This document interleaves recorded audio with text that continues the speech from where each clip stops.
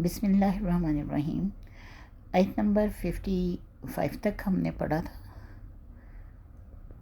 54 تک ہم نے پڑھا تھا، اور یہ ہم آیت نمبر 55 پڑھ رہے ہیں۔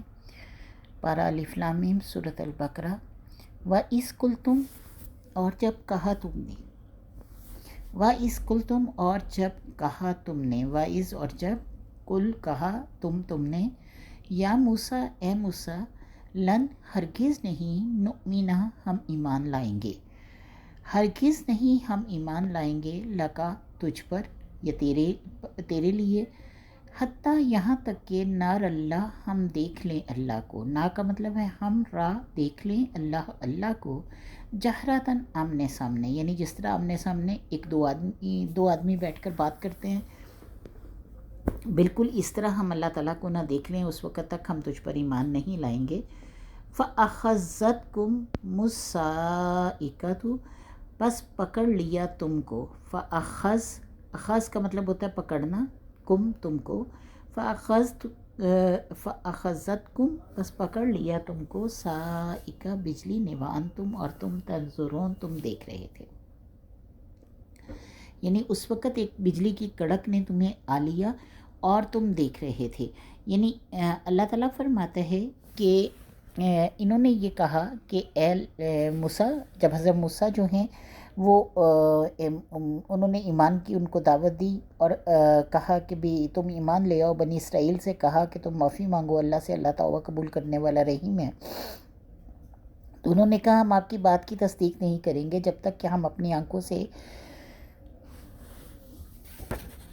اللہ کو آپ سے کلام کرتے نہ دیکھ لیں۔ ہم کیسے یقین کر لیں کہ اللہ نے یہ کتاب آپ کو دی ہے؟ آپ تو ہمارے سامنے پتھر کی کچھ تختیاں لے کر آگے ہیں جن پر کچھ لکھا ہوا ہے، ہمیں کیا پتہ کس نے لکھا ہے کس نے نہیں لکھا۔ دیکھیے ایک خواہش حضرت موسیٰ علیہ السلام نے کی تھی کہ ربی آرینی انظر الیک، کہ اے رب میری دکھا دے مجھے، یعنی کہ میں تجھے دیکھوں، یا میری طرف ایک نظر ایسی مجھے دے دیجئے کہ میں آپ کو دیکھ سکوں۔ تو دوسرا انہوں نے جو کیا وہ یہ تھا کہ یعنی تنقید تھی، اور یہ تھا کہ کسی نہ کسی حوالے سے حضرت موسیٰ کو وہ کم دکھایا جائے، یعنی حضرت موسیٰ کی بات کی تصدیق نہ کی جائے، ان پر ایمان نہ لایا جائے۔ تو اللہ تعالیٰ فرماتا ہے کہ آ لیا ان کو ایک کڑک نے اس حال میں کہ تم دیکھ رہے تھے، یعنی ایک ایسی کڑک آئی، تو اس کے بعد کیا ہوا کہ ثم بعثناکم، پھر اٹھایا ہم نے تم کو۔ بعث ہوتا ہے یعنی دوبارہ اٹھانا، ایک دفعہ موت آ جائے تو اس کے بعد دوبارہ اٹھانا۔ ثم پھر بعثناکم، اٹھایا ہم نے تم کو، من بعد اس کے، موتکم تمہاری موت کے، لعلکم تاکہ تم تشکرون شکر ادا کرو۔ یعنی اللہ تعالیٰ فرماتے ہیں کہ میں نے تمہیں تمہاری موت کے بعد دوبارہ اٹھایا، یعنی اس کڑک کی وجہ سے سب کے سب بے ہوش ہو کر گرے، لیکن اللہ فرما رہا ہے کہ بعد الموت، یعنی بعد اس کے کہ اللہ تعالیٰ نے تمہیں موت دے چکا تھا، اور موت کے لفظ جو ہے وہ اللہ تعالیٰ نے جو استعمال کیا اس کا مطلب ہے کہ وہ سب کے سب مر چکے تھے اور پھر اللہ تعالیٰ نے انہیں زندہ کیا۔ لعلکم تشکرون، شاید کہ تم شکر ادا کرو۔ وَظَلَّلْنَا، اور سایہ کیا ہم نے، علیکم اوپر تمہارے، الغمام بادلوں کا، اور وَظَلَّلْنَا، ظل ہوتا ہے سایہ، زواد لام اس کا روٹ ورڈ ہے، ظل کا مطلب ہوتا ہے سایہ، علیکم اوپر تمہارے، الغمام بادلوں کا، وَأَنزَلْنَا اور اتارا ہم نے، علیکم اوپر تمہارے، المنّ والسلویٰ، من و سلویٰ، کلو کھاؤ، من طیباتی پاکیزہ چیزوں میں سے، ما رزقناکم جو دی ہم نے تم کو، ما جو رزق دی نا ہم نے کم تم کو، وما اور نہیں، ظلمونا ظلم کیا ہم نے، ولیکن اور لیکن، کانو تھے وہ، انفسہم اپنی ہی جانوں پر، یظلمون ظلم کرتے، یعنی ہم نے ان پر ظلم نہیں کیا، وہ خود اپنی جانوں پر ظلم کرتے تھے۔ اب یہ صحرائے سینا میں، یعنی اللہ تعالیٰ نے ان کو جب دیکھا کہ یہ اپنا آپ کھو رہے ہیں، اور پہلے انہوں نے بچڑے کی پوجا شروع کر دی، پھر انہوں نے حضرت موسیٰ کی باتوں کو نہ ماننا شروع کر دیا، تو اللہ تعالیٰ نے انہیں کہا کہ تم بیت المقدس کی طرف جاؤ اور جا کر وہاں پر جہاد کرو۔ اب یہ 6 لاکھ کا قافلہ چل رہا ہے، کوئی اوٹ نہیں، کوئی سایہ نہیں، کوئی دھوپ نہیں، تپش سے بچنے کا کوئی انتظام نہیں۔ ان حالات میں ان پر اللہ تعالیٰ کا یہ فضل ہوا کہ یعنی یہ صحرائے سینا میں ان کے پاس کھانے کے لیے کچھ نہیں تھا، کچھ وہ ایسی چیز نہیں تھی۔ اب ہوا کیا تھا کہ اللہ تعالیٰ نے انہیں بتایا تھا کہ فلسطین میں یعنی داخل ہو جاؤ، اور وہاں پہ قوم مالکہ تھی، اور اللہ تعالیٰ نے فرمایا کہ تم اس سے جہاد کرو، اس قوم کو نکالو اور وہاں پہ اپنا ٹھکانہ بناؤ۔ تو ہوا یہ کہ جب حضرت موسیٰ میدان طیہ میں ان کو لے کر گئے، تو میدان طیہ میں مطلب وہ ایک 12 کوس کا میدان تھا، اور اس میدان میں اللہ نے مطلب یہ لوگ ٹھہرے، اور پھر اس کے بعد حضرت موسیٰ نے 12 قبائل جو تھے ان کے 12 سردار بنتے تھے، ان کو کہا کہ تم جاؤ اور جا کر مطلب دیکھ کر آؤ کہ قوم عمالقہ کیسی ہے، تاکہ ہم اپنی جنگ کی اسٹریٹجی بنائیں۔ اب کیا ہوا کہ یہ لوگ جنگ کے لیے دیکھنے کے لیے گئے قوم عمالقہ کو۔ جب وہاں گئے تو ان کے قد لمبے چوڑے تھے، یہ قد کے لحاظ سے چھوٹے تھے، اور ان کے قد لمبے چوڑے اور لہیم شہیم وہ لوگ تھے۔ تو جب یہ واپس آئے تو حضرت موسیٰ کو ان نے بتایا کہ وہ تو اتنے بڑے قد کے اور اتنے وہ، ہم تو ان سے نہیں لڑ سکتے۔ تو حضرت موسیٰ نے فرمایا کہ دیکھو اللہ نے ہمیں فتح کی بشارت پہلے ہی دے دی ہے، تو اس لیے ہم فتح یاب ہوں گے، تو پریشان ہونے کی ضرورت نہیں ہے، تم اپنی قوم کو یہ مت بتانا۔ لیکن 2 صرف جو تھے سردار، انہوں نے اس بات پر عمل کیا، باقی سب نے وہ بتا دیا، اور یوں بات پھیل گئی، اور انہوں نے کہا کہ اے موسیٰ، ہم تو یہیں بیٹھے ہیں، تم اور تیرا خدا جاؤ اور جا کے لڑاؤ، یعنی ہم تو یہیں بیٹھے ہیں، جس وقت فتح ہو جائے تو ہمیں بتا دینا، ہم بھی آ جائیں گے۔ اب اللہ تعالیٰ فرماتے ہیں کہ اس میدان طیہ کی قید میں اللہ نے ان پر سایہ کیا، کیونکہ وہاں دھوپ تھی، چھاؤں کا انتظام نہیں تھا۔ تو اللہ فرماتا ہے کہ میں نے بادلوں کا سایہ کیا،